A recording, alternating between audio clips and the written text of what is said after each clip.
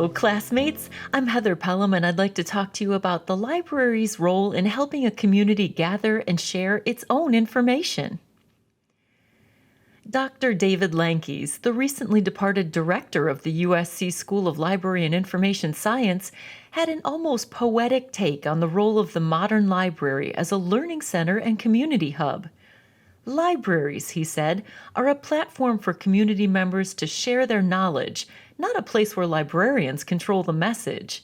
We are facilitators, he said, who should recognize our own community members as a rich source of information and historical context. I am a big fan of this ethos because it is why I was hired at the Georgetown County Library. I am part of a creative team of two that was tasked with launching a digital library and video collection that celebrates all the things that make Georgetown County unique.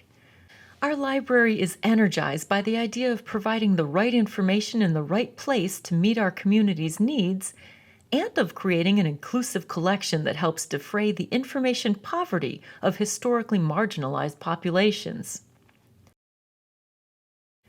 Georgetown County is filled with wonderful primary materials that are unfortunately hidden in attics and old filing cabinets, accessed and exploited by no one. Forget the digital dark age. These rare documents were speeding into permanent obsolescence thanks to mundane enemies like humidity and soaring temperatures.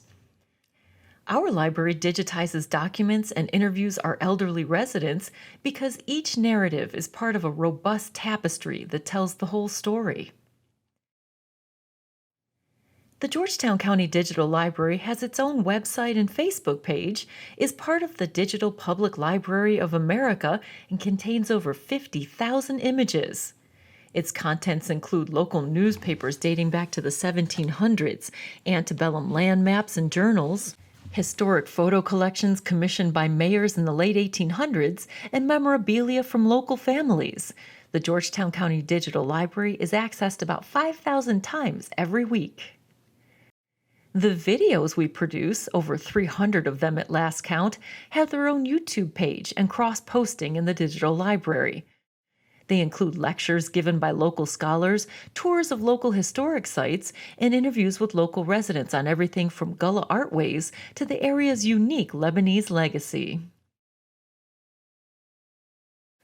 While we are proud of our metrics, we know joining the bigger conversation is vital to discovery of our materials online. My colleague and I have been honored to speak about the collections locally and as far afield as Chicago, Seattle, and London. To boost exposure and accessibility, we have shared collections with the South Carolina Digital Library, the Digital Library of America, the Library of Congress, and my personal favorite, the University of South Carolina. The Georgetown County Library itself has an extensive collection of rare historic documents and ephemera. While many have been digitized, some books and actual artifacts reposed unexplored in our temperature-controlled rare book room. We decided to create a series called Hidden Histories from the Archives, which bridged the gap between our quiet collection and the possibilities of web-based technology.